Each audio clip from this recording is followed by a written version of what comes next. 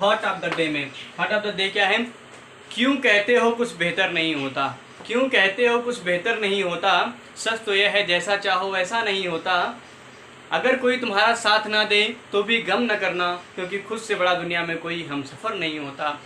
तो सही बात है भाइयों कि अगर खुद से अगर हमें बिलीव नहीं है तो कोई भी हमारा साथ देने वाला नहीं है। अगर हम खुद नहीं अपने बारे में कुछ सोच सकते हैं तो कोई भी हमारा साथ देने वाला नहीं है।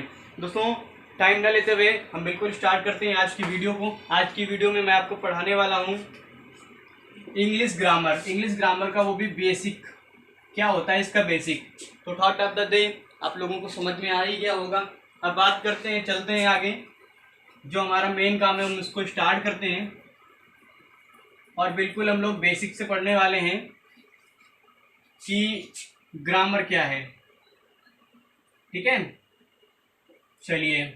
ये क्लास आप ये मान के चलिए 6th स्टैंडर्ड से मैं पढ़ा रहा हूँ, और इस तरीके से अगर जिसने ज़िंदगी में भी पढ़ाई नहीं की होगी ना उसको भी समझ में आएगी ये क्लास।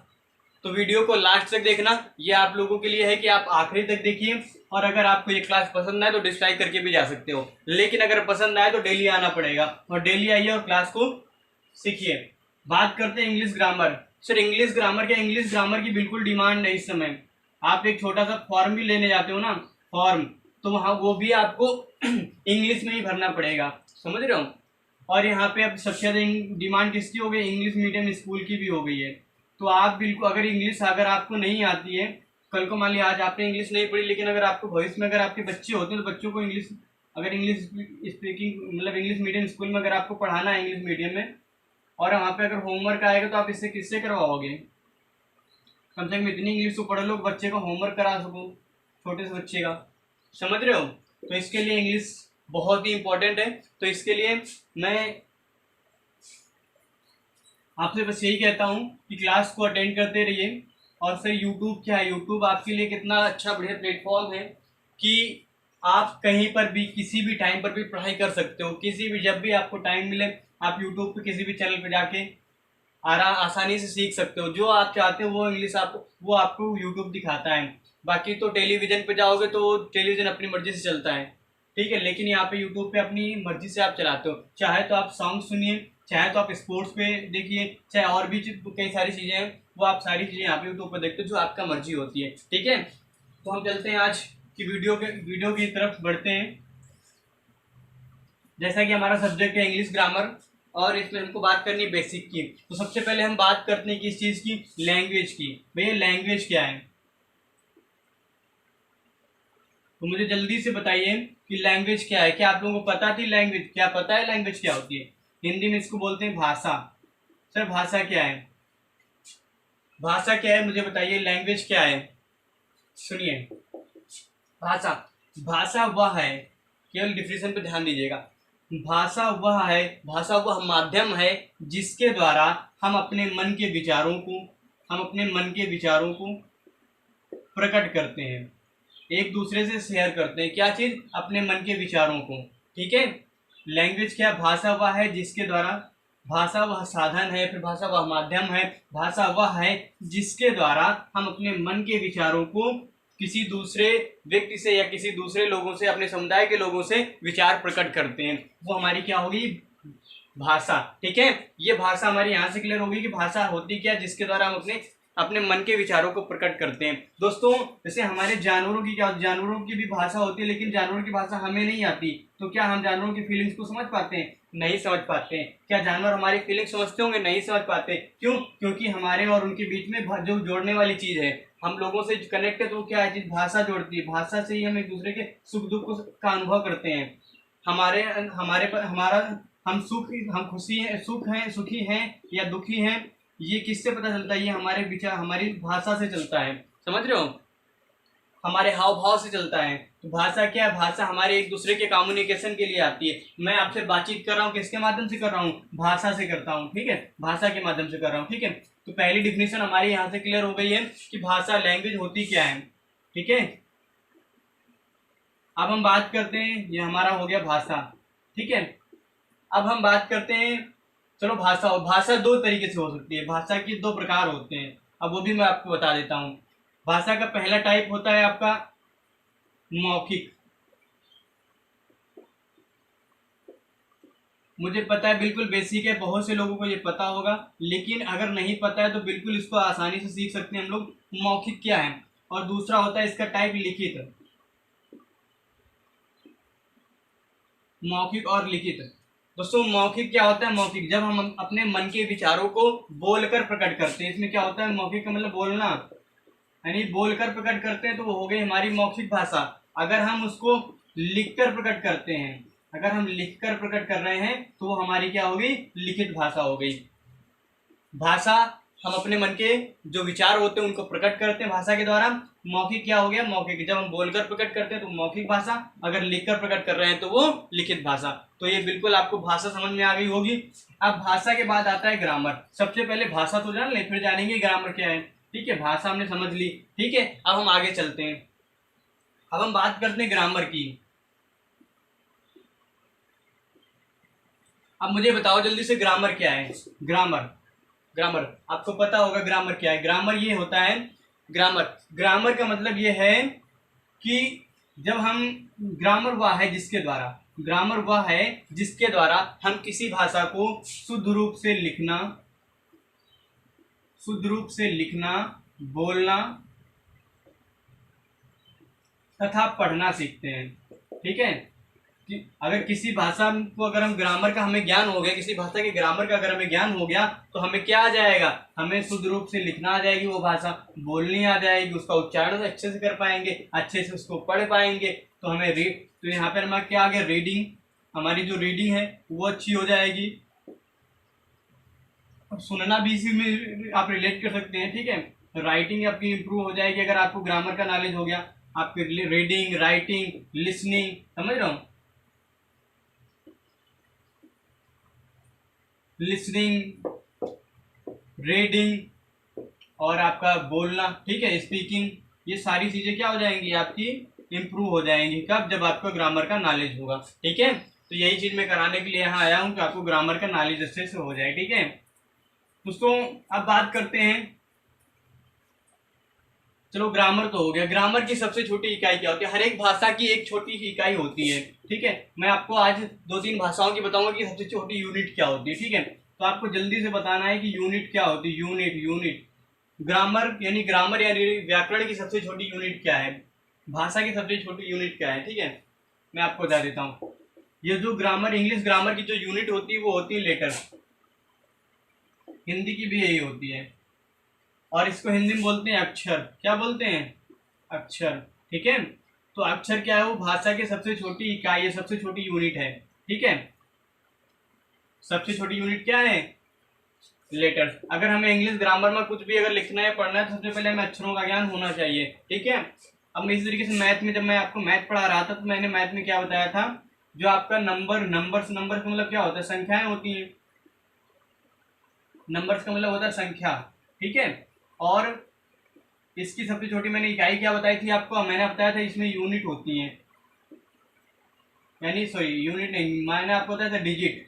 क्या बताया था आपको? डिजिट। जो डिजिट होते हैं इसको हिंदी में बोलते हैं हम अंक। ये अंक क्या होते हैं? ये मैथ की सबसे छोटी इकाई है। ठीक है, सबसे छोटी इकाई क्या है? डिजिट है। वहां पे, यहाँ पे क्या है? यहाँ पे अक्षर यानी लेटर्स हैं। ठीक है, इस तरीके से मैंने आपको, हम लोगों ने बायो में पढ़ा है कि कोशिका क्या है? जीवन की सबसे छोटी इकाई है। कोशिका जो है, कोशिकाएं क्या है? वो सबसे जीवन की सबसे छोटी इकाई है। और जीव द्रव्य जीवन का सबसे छोटा, जीवन का आधार है। समझ रहे हो? जब हम किसी भी कोशिका या कोशिका का जब निर्माण होता है, जैसे अगर हम मान लिया कि हमारा शरीर जो है, शरीर, हमारा जो शरीर है, मानव शरीर, कई सारी कोशिकाओं से, कई लाख कोशिकाओं से मिलकर बना हुआ है। सबसे पहले एक कोशिका बनी होगी, फिर उससे कई सारी कोशिकाएं बनी होंगी, फिर इस बाद कोशिका का विभाजन होते होते जब बना, उसका फिर हमारे ऊतकों का निर्माण हुआ होगा, फिर तंतुओं का निर्माण हुआ। ठीक है, इस तरीके से फिर हमारे तंत्र का निर्माण हुआ। इस तरीके से हमारा शरीर का ढांचा बनता है और हमारा शरीर बनता है। ठीक है, तो ये 2-3 भाषा में आप जान लीजिए कि सबसे छोटी इकाई क्या होती है। बायो में कोशिका होती है हमारे शरीर के लिए, निर्माण के लिए शरीर में, या फिर पशु पक्षियों और पेड़ों के निर्माण में कोशिकाएं होती है इनमें। ठीक है, सबसे छोटी इकाई। इसके बाद हिंदी में भी लेटर्स, अंग्रेजी में भी लेटर्स, मैथ में क्या होते हैं? अंक होते हैं। अगर कोई पूछे तो अब भूलना नहीं। ठीक है, चलिए बात करते हैं आगे। बात अब करते हैं हम लेटर्स हो गया, लेटर्स हमने पढ़ लिया, ग्रामर में क्या पढ़ लिया, लेटर्स। दोस्तों लेटर्स और अल्फाबेट में एक अंतर होता है। अब मुझे बताइए कि अल्फाबेट और लेटर्स में अंतर क्या होता है। दोस्तों लेटर्स क्या है, लेटर्स आप कोई भी कहीं भी लिख दो उसको हम लेटर्स पढ़ेंगे। जैसे बी यहाँ पे लिख दिया, इसको डी लिख दिया, यहाँ पे ई लिख दिया, ये क्या है, ये सब लेटर्स हैं, ठीक है। यहाँ पे वाई लिख दिया, यहाँ पे जेड लिख दिया, ये सब क्या है आपके, ये लेटर्स हैं, ठीक है। लेकिन दोस्तों जब हम ए से लेके जब हम ए टू लेके जेड, जब ये लिखते हैं ए टू जेड, या फिर कैपिटल लेटर कर लेते हैं, ए यहाँ पे लिखा ऐसे लिखते हैं, तो ये क्या होता है, हमारा अल्फाबेट होता है, ये वर्णमाला। क्या होता है, वर्णमाला। यानी कि वर्णमाला क्या होता है, अक्षरों का क्रमागत समूह क्या कहलाता है, अल्फाबेट कहलाता है। और लेटर्स क्या होते हैं, ये अक्षर, समझ रहे हो, ये क्या है, ये अक्षर है। लेकिन अल्फाबेट्स क्या होते हैं, जो ए से लेके जेड तक, यानी कि जो क्रम से जो लिखे होते हैं, जब क्रम से लिखे क्रमागत ढंग से लिखे रहेंगे तो ये क्या कहलाएंगे, आपके वर्णमाला कहलाएंगे, यानी अल्फाबेट्स कहलाएंगे, ठीक है। चलो बहुत अच्छी बात है, आप लोग चीज़ों को समझ रहे हैं। अब बात करते हैं यहीं पे अल्फाबेट्स की। अल्फाबेट्स दो तरीके से लिखा जाता है, मैंने बताया दो तरीके से लिखे जा सकते हैं। दो तरीके से हम लोग लिखते हैं, लेकिन होते हैं चार तरीके की। अच्छा तो यहाँ पे अल्फाबेट्स को लिखने के चार तरीके होते हैं। पहला तो होता है ए से जेड, यानी कि कैपिटल लेटर्स। क्या होते हैं, कैपिटल लेटर्स में हम लोग लिखते हैं, ठीक है। दूसरे लिखते हैं हम लोग स्मॉल लेटर्स में, ठीक है। और हम तीसरा लिखते हैं डिजाइनर कैपिटल लेटर, ठीक है, जो डिजाइन थोड़ा सा ऐसे डिजाइन से बने होंगे आपको, ठीक है। ये डिजाइनर होते हैं, डिजाइनर कैपिटल लेटर्स होते हैं, ठीक है। चौथा क्या होता है, ये डिजाइनर थोड़ा सा डिजाइन टाइप में लिखे होते हैं, डिजाइन से बने होते हैं, ठीक है। तो ये होते हैं डिजाइनर स्मॉल लेटर। अब देखो इन दो बड़े वालों का काम क्या होता है, ये केवल छपाई के लिए काम आते हैं, ठीक है। लेकिन ये हमें क्या करते हैं, इनसे हम लिखने के लिए काम आते हैं, हमारे कैपिटल और स्मॉल लेटर्स, ठीक है। चलिए ये भी आपको पता चल गया। तो अब बात करते हैं यहाँ पे एक चीज की और, जो कि बहुत इंपॉर्टेंट है, आगे भी इंपॉर्टेंट होगी, ठीक है। अब अल्फाबेट्स के टाइप की बात करते हैं। अभी तुमने लिखने का तरीका देखा था, अल्फाबेट्स किस तरीके से लिखते हैं, ठीक है। अब हम यहाँ पे बात कर लेते हैं अल्फाबेट्स के टाइप्स का।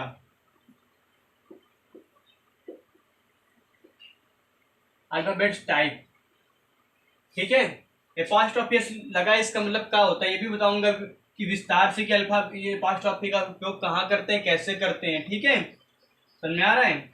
तो अल्फाबेट्स क्या होते हैं, अल्फाबेट्स देखो ये एपॉस्ट्रोफी का याद आ गया, तो जब आपका कभी भी यस या डबल एस आएगा तो केवल एपॉस्ट्रोफी लगाएंगे, एस नहीं लिखते हैं, ये चीज जान लो। मन में याद आ गई तो बता दिया।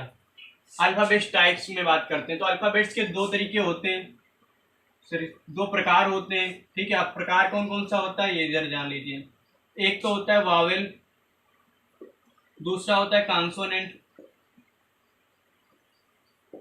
वावेल एंड कॉन्सोनेंट, ठीक है। वावेल क्या है, वावेल को हिंदी में बोलते हैं स्वर। क्या बोलते हैं, स्वर। अंग्रेजी भाषा में 5 होते हैं, अंग्रेजी में 5 होते हैं, हिंदी में 13 होते हैं। कॉन्सोनेंट का मतलब क्या होता है, व्यंजन। क्या होते हैं, व्यंजन, ठीक है। और इंग्लिश में टोटल अल्फाबेट कितने होते हैं, 26। इसमें व्यंजन कितने होते हैं, अगर हम बात करें इंग्लिश की तो 21 होते हैं, और ये होते हैं 5, ठीक है। टोटल हो गए 26। अगर हिंदी की पॉइंट ऑफ व्यू से बात करें तो स्वर होते हैं 13, और आपके व्यंजन होते हैं 36, टोटल ये होते हैं 49, ठीक है। चलिए ये तो अब स्वर होते हैं, वावेल कौन कौन से होते हैं इंग्लिश में, ए, ई, आई, ओ और यू।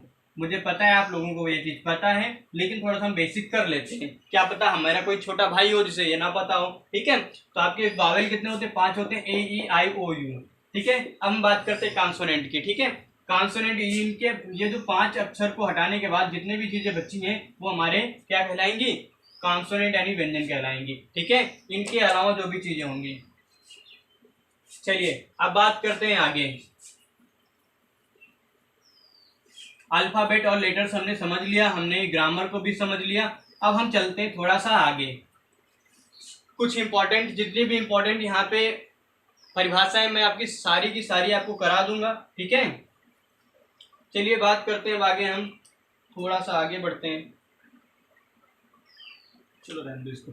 देखो इधर सबसे बात क्या करते हैं हम, हमारा लेटर्स हो गया। अब लेटर्स के बाद हमें किसकी बात करनी है, अब वर्ड, वर्ड क्या होता है? वर्ड इसको हिंदी में बोलते हैं शब्द। अगर कोई आपसे कहे शब्द कितने प्रकार के होते हैं, ठीक है, ठीक है, तो शब्द कितने प्रकार के नहीं, माफ करिएगा, शब्द किसे कहते हैं, ठीक है, तो शब्द क्या होते हैं? इसको बोलते हैं ए ग्रुप ऑफ मीनिंगफुल,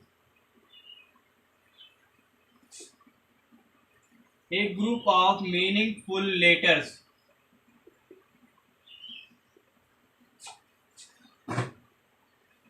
एक ग्रुप ऑफ मीनिंगफुल लेटर्स। अब इसका मतलब होता क्या है? देखो हिंदी में क्या इसको कहेंगे, ग्रुप ऑफ मीनिंगफुल लेटर्स मतलब ग्रुप मतलब होता है समूह, मीनिंगफुल का मतलब अर्थपूर्ण, जिसका कोई सार्थक अर्थ हो, लेटर्स मतलब अक्षर, अक्षरों का वह समूह जिसका कोई सार्थक अर्थ हो, क्या कहलाएगा? वर्ड कहलाएगा। समझ रहे हो?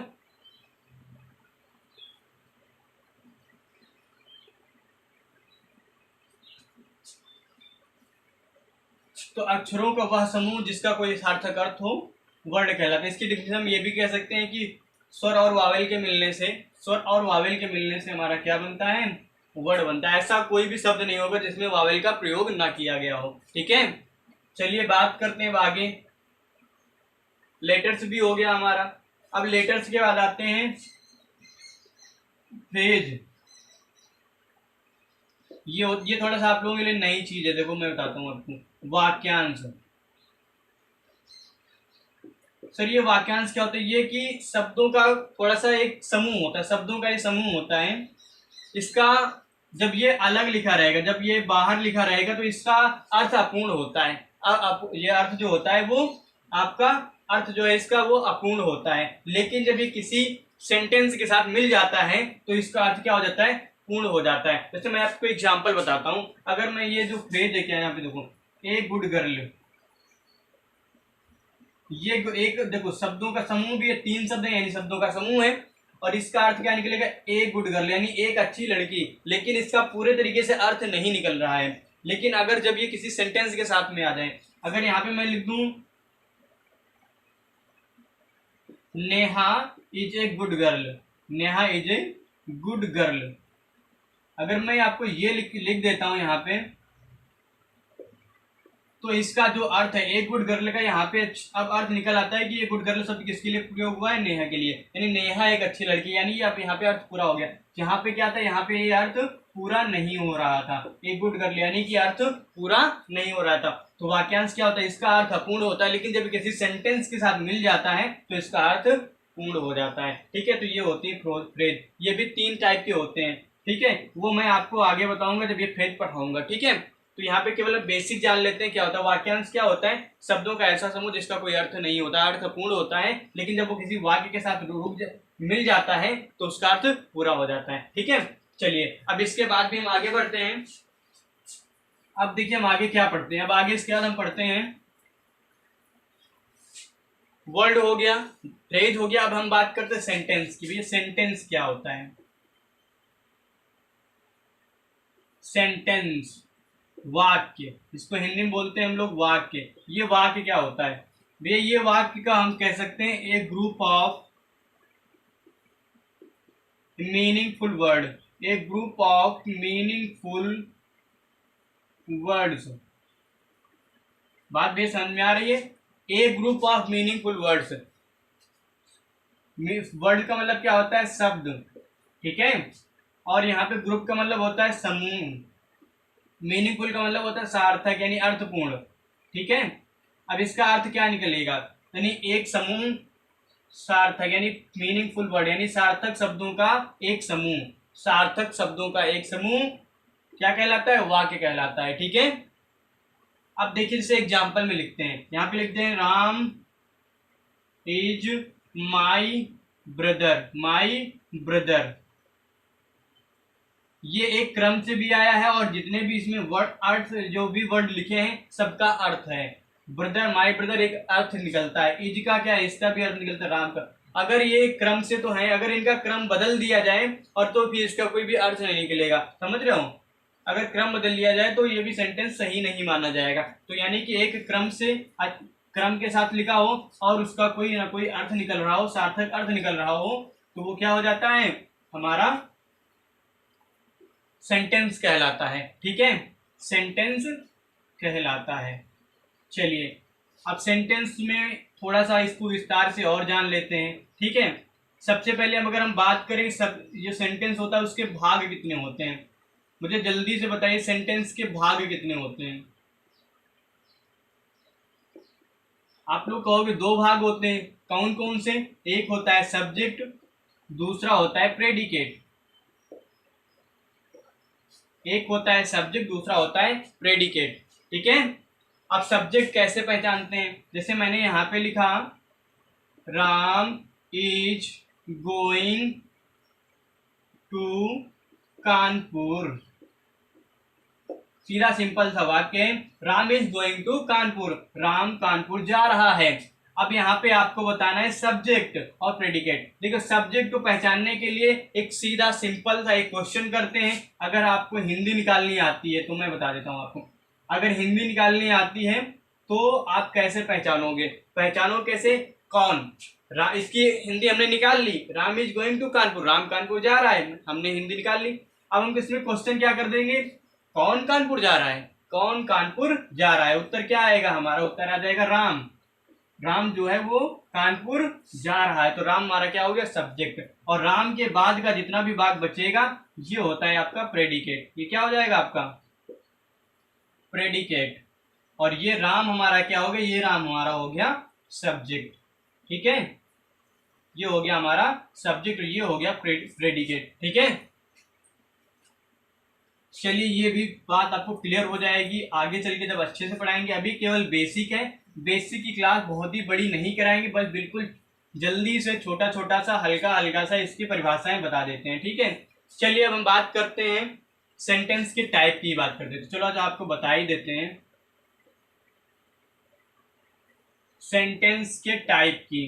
ठीक है, चलिए देखो यहाँ पे थोड़ा सा मैं लिख देता हूँ ऐसे, टाइप ऑफ सेंटेंस। ठीक है, तो अगर हम इनके लिखने पे जाएं, लिखने के तरीके या भाव के हिसाब से देखें तो इनको 5 भागों में बांटा गया है। किसमें बांटा गया है, 5 में। 6 में भी कुछ लोग बताते हैं, 6 में भी, 6 का मतलब क्या है, एक्सक्लामेटरी और ऑप्टेटिव को साथ में जोड़ देते हैं, लेकिन एक्सक्लामेटरी और ऑप्टेटिव एक जैसे ही सेंटेंस होते हैं, वो मैं आपको बता दूंगा। ठीक है, सबसे पहले हम यहाँ पे बात करते हैं अफर्मेटिव। ठीक है, अफर्मेटिव या फिर सिंपल सेंटेंस इसको बोलते हैं, जो कई सारे नाम इसके हैं भैया। अफर्मेटिव यानी सिंपल भी इसको बोल सकते हैं। ठीक है, और इसको हम पॉजिटिव भी बोलते हैं, माफ करिए देखो इसको ऐसे नहीं करेंगे। अफर्मेटिव में 2 चीजें आती हैं, एक आता है निगेटिव, दूसरा आता है सिंपल यानी पॉजिटिव, सिंपल या पॉजिटिव। ये अफर्मेटिव के 2 पार्ट्स होते हैं, निगेटिव और पॉजिटिव, और निगेटिव अफर्मेटिव के 2 भाग होते हैं। ठीक है, इसके बाद अफर्मेटिव हो गया। दूसरा हमारा सेंटेंस कौन सा होता है, सेंटेंस एक हो गया हमारा अफर्मेटिव जिसमें निगेटिव और पॉजिटिव दोनों आते हैं। ठीक है, ये होते कैसे पहले इसकी बात कर लेते हैं। जैसे हमने पॉजिटिव की बात करते हैं, पॉजिटिव क्या है, रोहन एक व्यापारी है, रोहन एक व्यापारी है, इसको इंग्लिश में ट्रांसलेट करेंगे क्या हो जाएगा, रोहन इज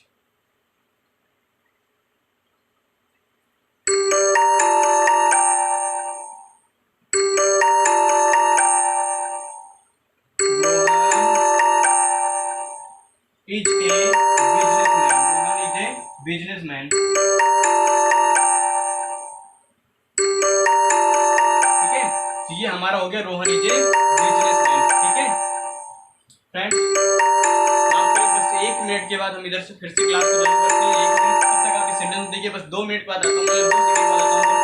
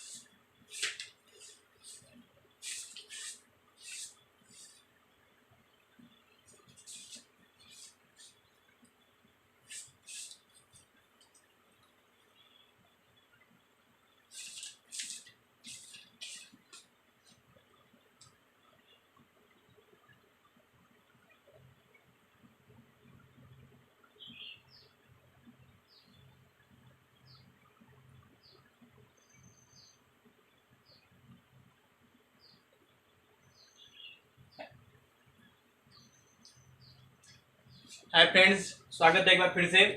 अब देखिए दोस्तों, आगे बात करते हैं हम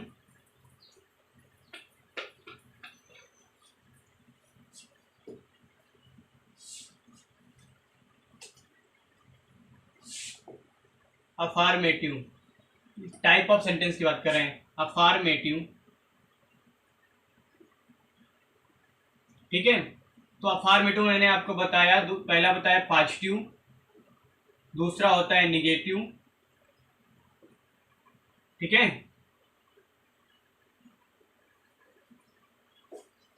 दूसरा आपका होता है इंट्रोगेटिव, ठीक है। तीसरा आपका होता है imperative,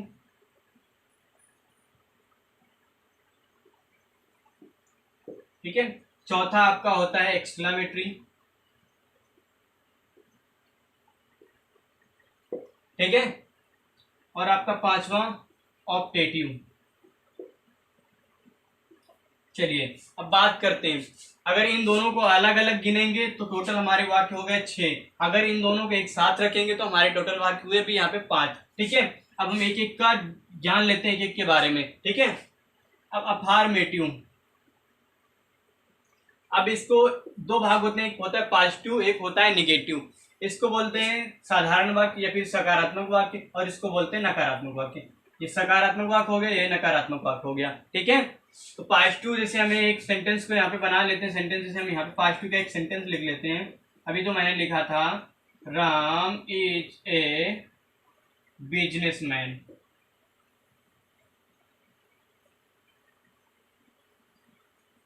Ram is a businessman, ठीक है। अब ये क्या एकदम साधारण वाक्य। सकारात्मक वाक्य में होता क्या है, वो कर्ता के बारे में बिल्कुल कोई ना कोई बात या किसी घटना का वर्णन करते हैं, ठीक है। कर्ता या फिर किसी घटना या किसी कार्य का होना या होना बताते हैं, ठीक है। अब देखो, अब अगर इसी का नकारात्मक, यानी कि जब काम कार्य का नकारात्मक प्रभाव समझ में आए, यानी कार्य का ना होना जहाँ पे प्रकट हो, ठीक है, कार्य घटना का ना होना प्रकट हो, तो वहां पे हो जाएगा वो नकारात्मक वाक्य। यानी यहाँ पे नहीं शब्द जुड़ जाते हैं, नॉट शब्द जुड़ जाता है। जैसे यहाँ पे Ram is not a businessman, not a businessman,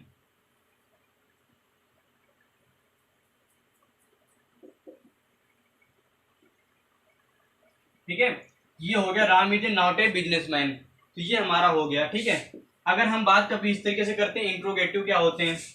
interrogative वे वाक्य होते हैं जिनमें किसी कोई ना कोई प्रश्न पूछा जाता है, यानी इसके लास्ट में इसके लास्ट में फुल स्टॉप लगाया जाता है, जिसमें एक क्वेश्चन मार्क होता है। इससे हमें ये ज्ञात होता है कि इसमें कोई ना कोई प्रश्न पूछा जाता है। और प्रश्न पूछने के दो तरीके होते हैं। एक प्रश्न दो तरीके के होते हैं। एक वो होता है जिसमें क्वेश्चन वर्ड, यानी कि हमारा जो प्रश्नवाचक शब्द है वो वाक्य पहले आता है। हिंदी वाक्यों में क्वेश्चन वर्ड वाक्य पहले आता है, जिसका उत्तर हम हाँ या नहीं में दे सकते हैं। जिसका उत्तर हम या, यानी कि पहला जो होता है वो हमारा होता है yes no type, yes no type, yes no type, ठीक है। इसका उत्तर हम या हाँ या नहीं में दे सकते। जैसे अगर मैं आपसे पूछ लूं क्या आप विद्यार्थी हो, क्या आप विद्यार्थी हो, इसका जवाब में आप क्या कहोगे, हाँ या नहीं, ठीक है। लेकिन अगर आपसे मैं पूछूं आप विद्यार्थी क्यों हो, या फिर आप कहाँ से हो, ये ऐसे अगर वर्ड में आपसे ऐसे क्वेश्चन पूछ लूं तो आप उनका जवाब में क्या कहोगे, कुछ ना कुछ बोलोगे, ठीक है। अगर मैंने पूछा आपसे आप कहाँ से हो, बोलोगे कि यूपी से हूँ, एमपी से हूँ, दिल्ली से हूँ, कहीं से बताओगे जहां से होगे। लेकिन अगर हम पूछें आपसे क्या आप दिल्ली से हो, क्या आप एमपी से हो, क्या आप यूपी से हो, तो आप बताओगे हाँ या नहीं, ठीक है। तो जिनका उत्तर अगर हम यस या नो में दे सकते हैं वो हमारे हो गए फर्स्ट टाइप, यानी कि यस नो टाइप क्वेश्चन, ठीक है। तरीके होते हैं इनके ट्रांसलेशन के अलग अलग, वो मैं आपको बताऊंगा जब मैं आपको इंट्रोगेटिव सेंटेंस पढ़ाऊंगा। लेकिन अब बात कर लेते हैं कि दूसरा टाइप हमारा क्या होता है, WH टाइप। उसको क्या बोलते हैं हम लोग, WH टाइप, WH टाइप, ठीक है। चलिए ये भी क्लियर हो गया आपका। अब बात कर लेते हैं इंपरेटिव सेंटेंस के।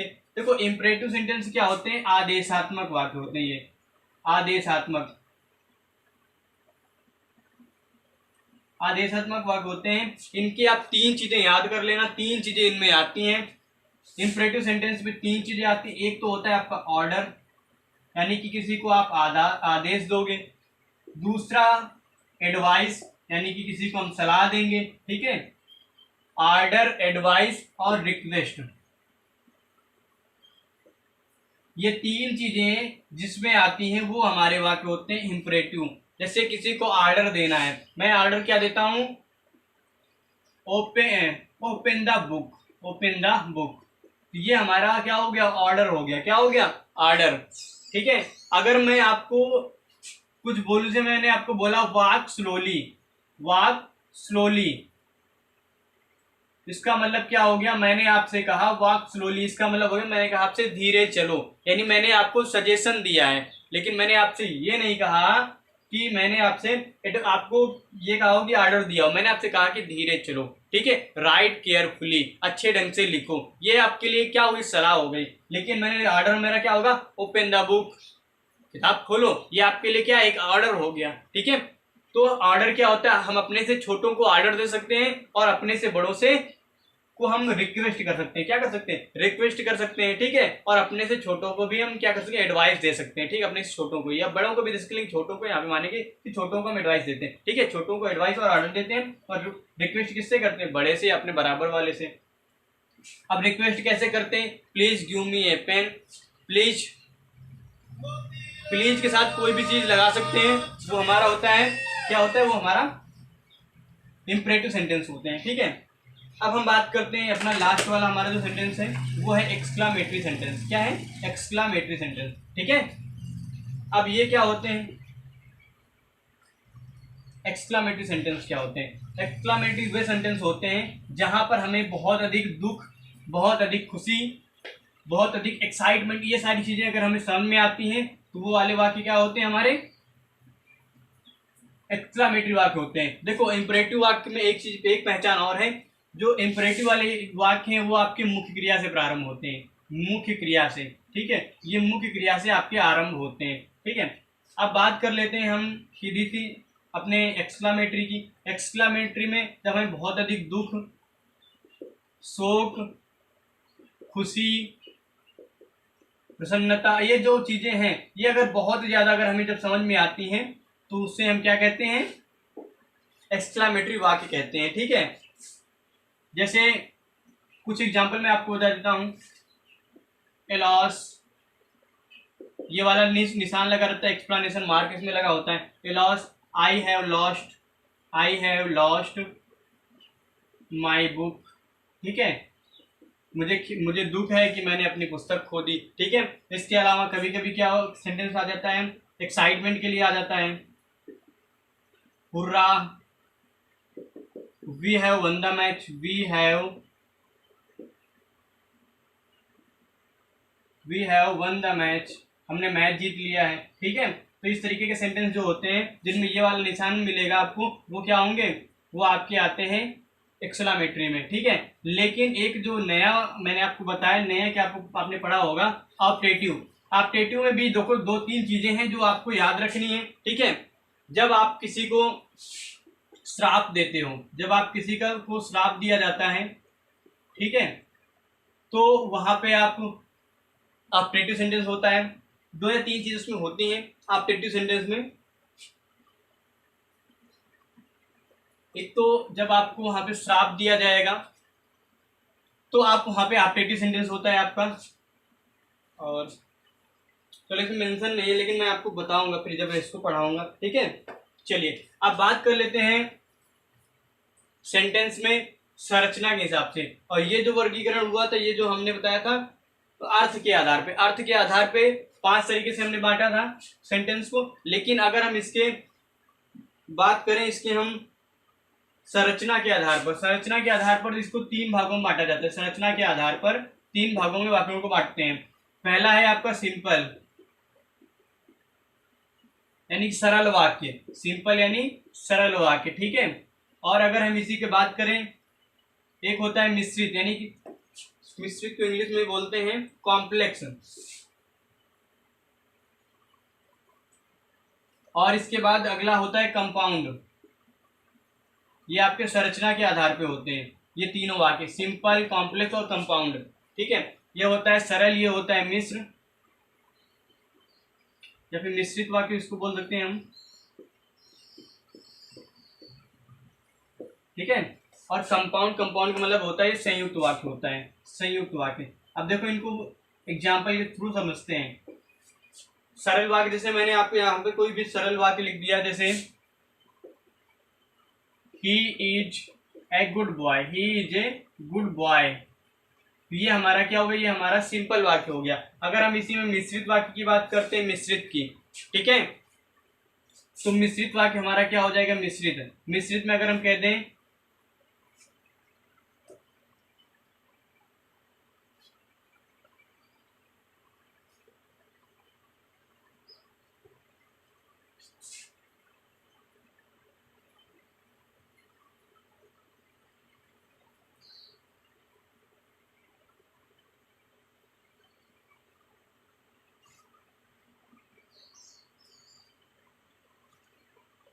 देखो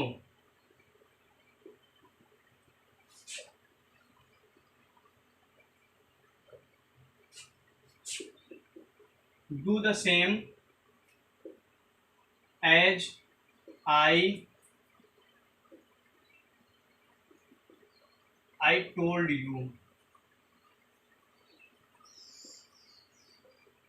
तुम वैसा ही करो जैसा मैंने तुम्हें बताया है। ठीक है, do the same as I told you, तुम वैसा ही करो जैसा मैंने तुमको बताया है। तो इसका मतलब ये क्या हो गया कि इस वाक्य में एक मिश्रित वाली दो वाक्यों को एक साथ जोड़ दिया गया और उनका अर्थ अलग अलग नहीं निकल रहा है। संयुक्त में वही चीज क्या हो जाती है,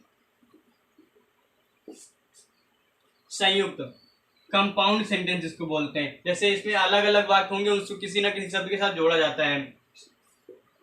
I am ill, I am ill and you are fit, मैं बीमार हूं और तुम स्वस्थ हो, यानी तुम फिट हो। समझ रहे हो, तो यहाँ पे ऑन एंड सबसे दो वाक्यों को जोड़ा गया। जब दो वाक्यों को किसी शब्द से जोड़ा जाता है तो वो हमारा होता है कंपाउंड। कॉम्प्लेक्स क्या होता है, एक ही वाक्य में वो सारी चीजें आ जाती हैं, दोनों वाक्यों को एक ही वाक्य में जोड़ दिया जाता है और लगता है कि जैसे वो एक ही वाक्य है। ठीक है, चलिए अब आगे बढ़ते हैं हम लोग। जब इसको हम इसकी एक्सरसाइज कराएंगे तो आपको अच्छे तरीके से कराएंगे। केवल यहाँ पे हम, ये बिल्कुल हमारा बेसिक चल रहा है, इसको हम केवल हम जानने के लिए आए हैं यहाँ पे कि किस तरीके से इसको हम जानेंगे। ठीक है, चलिए अब कुछ छूट नहीं रहा, देखते हैं क्या छूट गया है। इसके बाद बता दिया, ये भी बता दिया, ये भी बता दिया। ठीक है,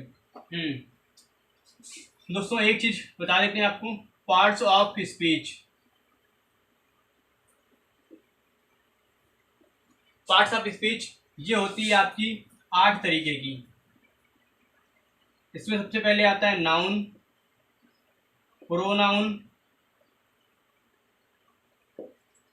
थर्ड क्या होता है, वर्ब, एडवर्ब, एडजेक्टिव,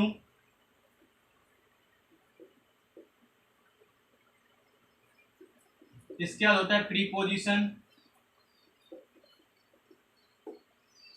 इसके बाद क्या होता है कंजक्शन,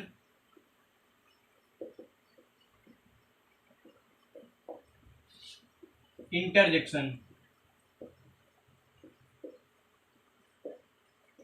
तो ये होते हैं, ये आठ टाइप के होते हैं। पार्ट ऑफ स्पीच 8 प्रकार की होती है, noun, pronoun, verb, adverb, adjective, preposition, conjunction, interjection. Next video में हम पढ़ाएंगे पार्ट ऑफ स्पीच, तो आपको अच्छे तरीके से समझाएंगे।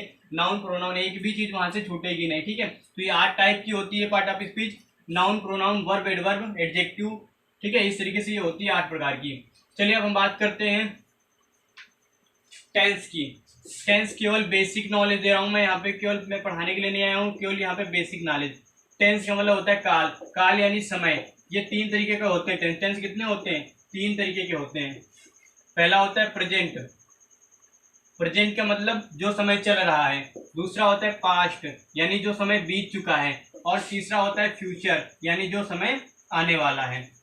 ठीक है, जैसे यहाँ पे एग्जाम्पल में Ram is playing, Ram is playing, Ram खेल रहा है। और यहाँ पे क्या हो जाएगा, राम वाज प्लेइंग, राम खेल रहा था, राम वाज प्लेइंग।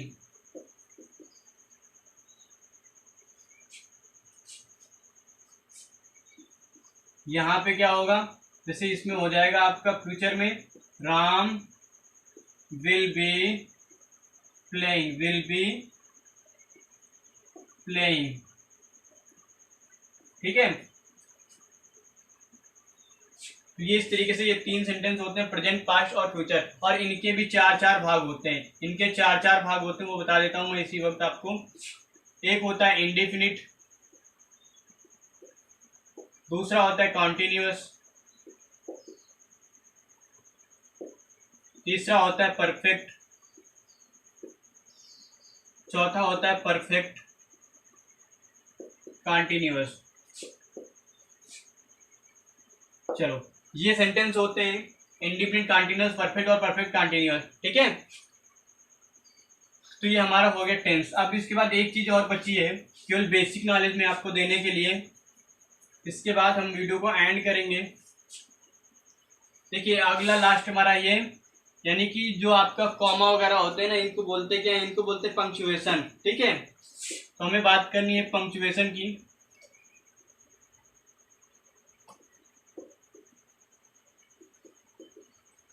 पंक्चुएशन क्या होते हैं, पंक्चुएशन यानी इसको हम हिंदी में बोलते हैं विराम चिन्ह, विराम चिन्ह। तो विराम चिन्ह देखो कौन कौन से होते हैं। एक तो आपका होता है कॉमा, कॉमा कैसे लगाते हैं, ये निशान होता है कॉमा का, ठीक है। दूसरा होता है इन्वर्टेड कामा,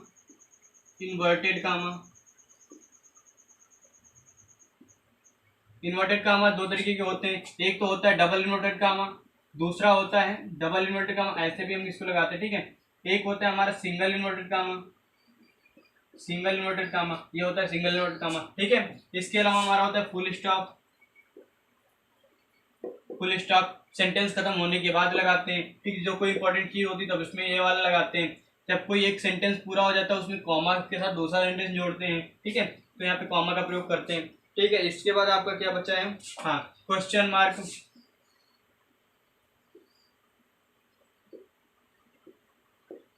एक होता है क्वेश्चन मार्क सबको पता है, इस तरीके से लगाते हैं क्वेश्चन मार्क, ठीक है। ये हो गया आपका क्वेश्चन मार्क। इसके अलावा आपका क्या होता है एक्सक्लामेशन मार्क,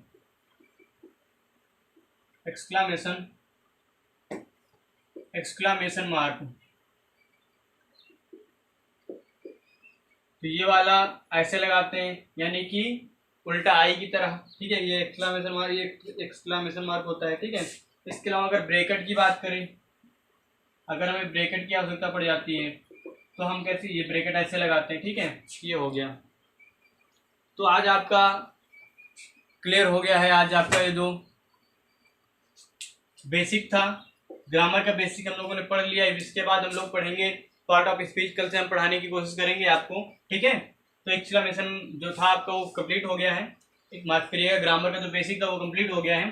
तो और आप सभी को बहुत बहुत धन्यवाद वीडियो को पूरी देखने के लिए। और दोस्तों अगर आप इस वीडियो को अंत तक देखे हैं, अगर लाइक नहीं किया तो लाइक कर दो, शेयर नहीं किया तो शेयर कर दो, और इसको अगर सब्सक्राइब नहीं किया हमारे चैनल को तो सब्सक्राइब कर लीजिए।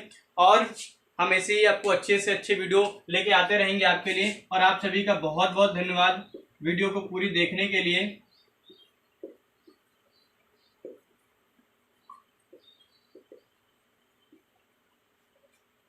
धन्यवाद दोस्तों। तो अब हम आपसे विदा लेते हैं और फिर मिलेंगे किसी नई वीडियो के साथ। तब तक के लिए नमस्कार, और इस चैनल को सब्सक्राइब कर लीजिए और इसे कई ग्रुपों में भी शेयर कर दीजिए, ठीक। धन्यवाद दोस्तों।